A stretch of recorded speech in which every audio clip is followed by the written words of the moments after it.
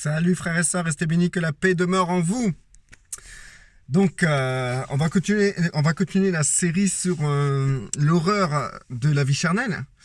Donc, alors frères et sœurs, une personne qui arrive à maintenir tout le mal qui est en lui, ce mal qui est dans le contenu de ce fruit qui appartient à l'arbre de la connaissance du bien et du mal, cet arbre qui a pris racine dans son âme, dans son intelligence, dans sa connaissance, dans sa volonté.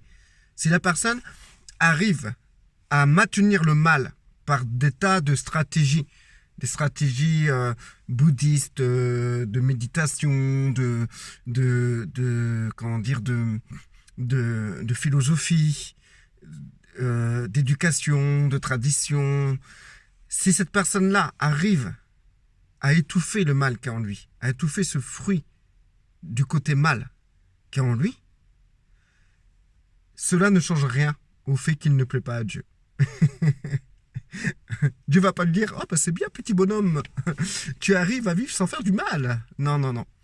Il faut comprendre que ce qui plaît pas en Dieu, c'est pas nous. Ce qui plaît pas à Dieu, c'est pas que tu fasses mal ou que tu fasses bien. Ce qui plaît pas à Dieu, c'est simplement cette nature qui appartient à l'arbre de la connaissance du bien et du mal. Ce fruit que Adam et Ève ont mangé, qui leur a ouvert cette intelligence. C'est cette nature-là, parce que cet arbre de la connaissance du bien et du mal, c'est une vie propre. Et cette vie propre, c'est la vie de la chair. C'est la vie charnelle. Et c'est cette vie-là que Dieu n'accepte pas. Il n'accepte pas Pierre-Paul, c'est pas qu'il n'accepte pas Pierre-Paul Jacques, mais il n'accepte pas la nature de cet arbre qui est en Pierre, en Paul et en Jacques. Alors, même si la personne arrive à maintenir le bien qui est en elle et arrive à étouffer le mal qui est en elle, que cette personne, chaque jour qu'elle vit, elle ne fait pas de mal autour d'elle, il faut savoir que si elle y parvient, on va dire que ce n'est pas quelque chose de permanent. Il suffit qu'on le mette dans une situation beaucoup plus compliquée que celle où elle a l'habitude de vivre tous les jours pour qu'elle puisse faire ressurgir tout le mal qui est en elle. Le comportement d'une personne qui ne fait pas de mal est totalement instable. Elle peut du jour au lendemain faire du mal. Jusqu'à la fin de sa vie, ça sera comme ça, frères et sœurs.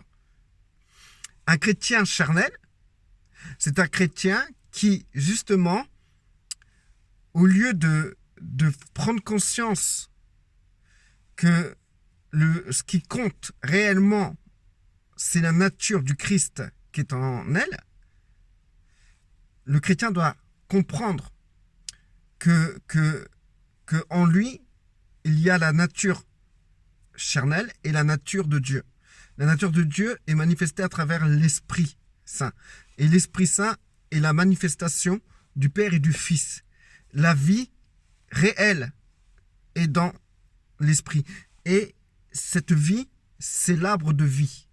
Donc du coup, le chrétien doit prendre conscience qu'il a aussi en lui cette nature qui appartient à l'arbre de la connaissance du bien et du mal. Maintenant, le chrétien qui est charnel, c'est le chrétien qui va faire le mal à cause de cet arbre de la connaissance du bien et du mal, ou bien qui va faire le bien selon la même source, qui est l'arbre de la connaissance du bien et du mal. Le chrétien charnel, aujourd'hui, on appelle spirituel le chrétien charnel. Je m'explique. Soit on dit que le chrétien est charnel, genre un chrétien, n'importe quel chrétien, on va dire, lui, il est charnel. Pourquoi ? Parce qu'on va voir qu'il fait le mal. Donc on va dire, ouais, toi, tu fais le mal, donc tu es charnel. Ben non, frère et sœurs, ça ne se passe pas comme ça. Parce que le chrétien, vous prenez un chrétien qui semble être spirituel parce qu'elle ne fait pas de mal, Elle fait du bien à son prochain, elle visite les veuves et les orphelins, elle donne sa dîme, elle va à l'église, elle prie le Seigneur tout le temps, elle fait tout selon la Bible et elle fait tout pour faire le bien, pour être bien. Donc, un chrétien de cette ampleur-là, nous allons l'appeler le chrétien, nous allons dire c'est un chrétien spirituel, c'est un chrétien très élevé dans la foi, dis donc. Mais en fait, non, c'est un chrétien purement charnel. Qu'est-ce que ce chrétien a fait? Elle a simplement utilisé le bien qui a pour source l'arbre de la connaissance du bien et du mal, et elle a étouffé le mal qui est de la même source. Donc, elle s'est appliquée à faire bien, tout en étouffant le mal. C'est pour ça que ce genre de personne, une fois mis dans une situation périlleuse, elle va être totalement déstabilisée et faire le mal. Pourtant, c'était un chrétien spirituel. Un chrétien charnel, c'est ça, frères et sœurs. Et nous sommes tous charnels. Avant de comprendre réellement ce qu'est d'être un chrétien spirituel. Et ensuite, une fois compris, nous devons apprendre à marcher d'une manière spirituelle, mais cela demande beaucoup de temps. Dans une journée, tu peux marcher, allez, 10% spirituel. C'est déjà pas mal. Demain, tu feras 11%. Et après-demain, tu feras 12%. Mais le but, c'est de commencer à discerner, à dissocier ce qui est la marche spirituelle et la marche du bien et du mal qui a pour source l'arbre de la connaissance du bien et du mal. Et cette marche spirituelle a pour source Christ, qui est la vie.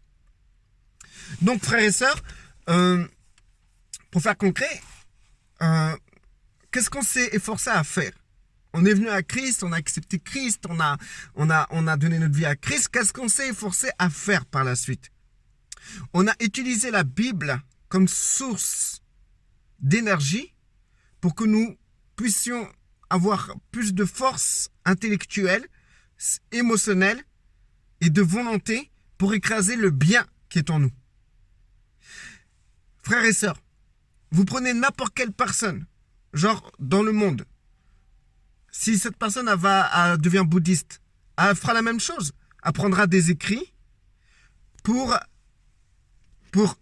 mater son intelligence, ses émotions et sa volonté. Le bouddhiste, c'est ce qu'il fait. Le musulman, c'est ce qu'il fait. Et toutes les autres religions, c'est ça. C'est que les religions sont aussi un apport de force et d'énergie pour le bien qui appartient à cet arbre de la connaissance du bien et du mal et qui aide à étouffer le mal. Qu'est-ce qu'un chrétien doit faire pour ne pas utiliser le bien qui appartient à cet arbre de la connaissance du bien et du mal, utiliser ce bien pour étouffer le mal? Comment le chrétien doit faire? C'est d'abord ne plus accepter ce bien comme ce mal. C'est ne plus accepter tout ce qui a pour source cet arbre de la connaissance du bien et du mal qui est en réalité la vie charnelle. C'est de comprendre que ce qui compte, c'est ne plus maintenant d'étouffer le mal ou d'augmenter le bien. Ce qui compte, c'est de comprendre la volonté de Dieu et de rentrer dans cette volonté. Frères et sœurs, vous n'êtes jamais posé la question? David, c'était un homme selon le cœur de Dieu. Vous êtes d'accord avec moi? David a tué énormément de personnes. Pourtant, c'est écrit dans la Torah, tu ne tueras point. David savait ça. Pourquoi David a tué autant de personnes et que c'était un homme selon le cœur de Dieu? Tout simplement parce que David agissait par obéissance envers Dieu. Ça ne veut pas dire que Dieu il est méchant, Dieu il veut qu'un jour tu ailles tuer quelqu'un. Tout a changé depuis la nouvelle alliance. En Christ, nous tuons personne. En Christ, nous n'avons plus à lutter contre la chair et le sang, mais contre les puissances des ténèbres, les esprits méchants dans les lieux célestes, les princes de ce monde, les dominations. Nous avons à lutter contre le spirituel. Nous n'avons plus à lutter contre la chair. Avant, dans l'Ancien Testament, ils luttaient contre la chair parce qu'ils n'avaient pas la possibilité ni le moyen de lutter contre le spirituel. Aujourd'hui, en Christ, Christ est maintenant au-dessus de toute autorité, de toute domination, de toute puissance, de tout ce qui se nomme. Et nous sommes assis avec lui dans les lieux célestes d'une manière spirituelle. Et nous avons maintenant l'autorité sur terre de pouvoir combattre d'une manière spirituelle. Donc, au temps de David, David était dans l'obéissance. Il était dans l'obéissance. Et cette obéissance, ça allait au-delà de sa nature charnelle. Mais sa nature charnelle, quand elle se manifestait, pour David, en mal, c'était lorsqu'il a été avec une femme et qu'il a tué le mari de cette femme. Ça, c'était le mal de sa chair, de son côté charnel. C'est le mal qui appartient à l'arbre de la connaissance du bien et du mal. Maintenant, Saül, en contrepartie, lui, il utilisait le bien de cet arbre de la connaissance du bien et du mal, et Dieu l'a rejeté. Saül, lui-même, qu'est-ce qu'il faisait ? Il faisait les choses comme il pensait qu'elles doivent être faites de manière bien. Il se disait, mais il est bien de faire ça, donc je vais faire ça. Et ça agaçait l'Éternel. Au point même que Samuel a dit comme ça que Dieu prend plus plaisir à l'obéissance qu'au sacrifice. Et Saül, il n'obéissait pas à Dieu. Dieu lui disait de faire ça, mais il n'obéissait pas. Mais par contre, il faisait ça pensant que c'était un sacrifice pour Dieu. C'était pareil pour Abel et Caïn. Caïn, il s'est pris la tête. Il s'est pris la tête à ramener un sacrifice à Dieu qui était le fruit de la terre. Il a galéré. Il s'est dit, ça c'est bien ça. Dieu il va voir comment j'ai galéré. Donc il va accepter mon sacrifice. Comment on appelle ça Alors comment on appelle ça Bref, ce qu'on donne à Dieu pour l'adorer, d'accord ? Et bien en fait, non, Dieu, dans sa volonté, il a agréé celui de Abel parce que c'est celui-là qu'il voulait. Donc, Dieu, il s'en fout. Excusez-moi, je ne voulais pas dire il s'en fout, j'ai dit au Seigneur que je ne le dirai pas. Dieu n'en a rien à faire du sacrifice. Ce qu'il veut, c'est l'obéissance. Et où nous trouvons le sacrifice qu'un être humain peut faire ?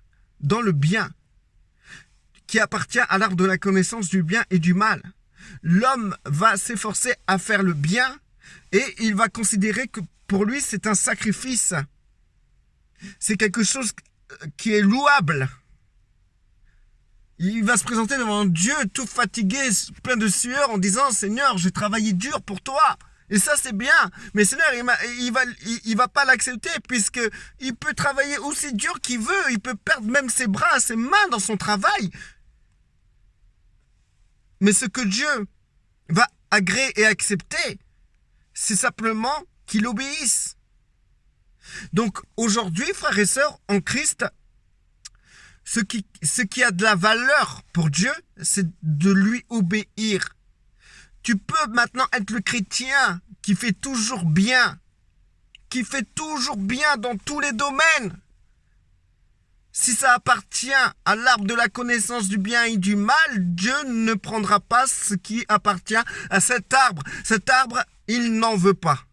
Il n'en veut pas de cet arbre. Il veut rien de cet arbre. Donc du coup, en tant que chrétien, nous, qu'est-ce qu'on va développer ? Qu'est-ce qu'on fait ? Ben en fait, on va se gaver de doctrines, de versets, de réalités bibliques pour que nous puissions avoir tout un panel d'outils qui va nous aider à faire le bien et à contrôler le mal qui est en nous. C'est-à-dire qu'en faisant ça, on reste toujours charnel. C'est charnel de faire du bien. C'est charnel de vouloir tout le temps faire bien. C'est charnel. Comme Saül, il était charnel. Lorsqu'il a tout le temps, quand il a voulu faire le bien, il était charnel. Dieu a refusé cela. Dieu a préféré David parce que David était dans l'obéissance. Donc, frères et sœurs, ce que Dieu attend de toi, c'est pas que tu luttes en utilisant le bien qui est en toi pour étouffer le mal qui est en toi. De toute manière, même si tu arrives à le faire, c'est instable, frères et sœurs. C'est instable. C'est comme, comment dire, t'asseoir sur une caisse de dynamite avec des allumettes dans la main. Et tu t'amuses à allumer les allumettes, à les jeter en l'air. C'est ça, de s'efforcer à faire le bien pour étouffer le mal qui est en nous. À s'efforcer à ne pas faire mal. Pour nous, c'est faire bien. C'est comme ça, frères et sœurs. Maintenant, ce que Dieu, vous allez dire, mais attends, tu dis que là, il ne faut pas faire bien. Bah ouais. Moi, ce que je te dis, si tu es un enfant de Dieu, bah c'est pas le bien que tu dois faire, ni le mal. C'est la volonté de Dieu. Et la volonté de Dieu, elle est ni mal, ni bien. Elle est simplement sa volonté. Sa volonté n'a pas de terme bien ou mal. Sa volonté, tu peux pas dire si sa volonté est bien ou mal. Est-ce que toi, tu peux te permettre, frère, de dire à Dieu, ouais, ça c'est bien, ouais, ça c'est mal? On ne peut pas se permettre de dire ça à Dieu. Sa volonté reste sa volonté. Ce qui est bien, ce qui est mal appartient à l'arbre de la connaissance du bien et du mal, frères et sœurs. Et ça se peut que dans sa volonté, on a vu Christ, dans sa volonté, prendre un fouet. Non, fabriquer lui-même un fouet et aller fouetter des marchands dans le temple. Aujourd'hui, si moi je fais ça, vous allez me regarder, vous allez dire, mais lui, il fait le mal. Alors si moi je fais le mal, donc Christ a fait le mal. La différence, c'est quoi, frères et sœurs?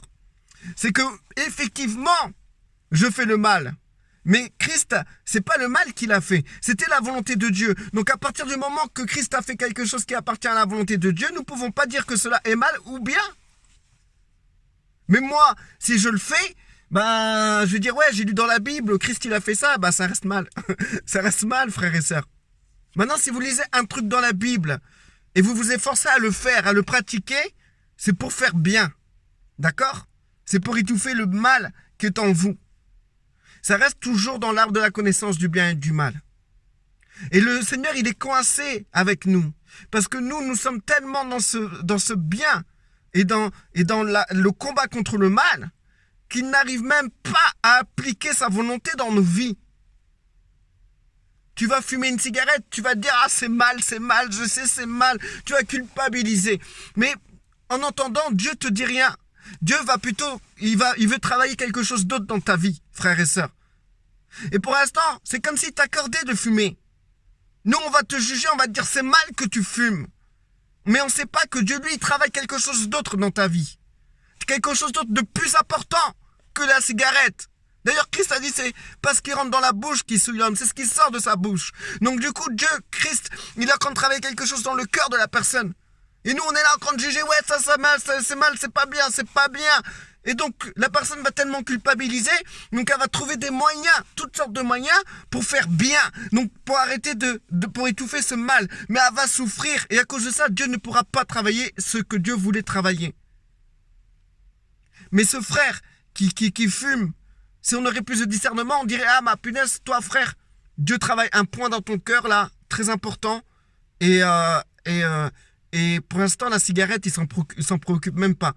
C'est même pas bien ni mal. Parce que c'est même pas le souci de Dieu pour l'instant.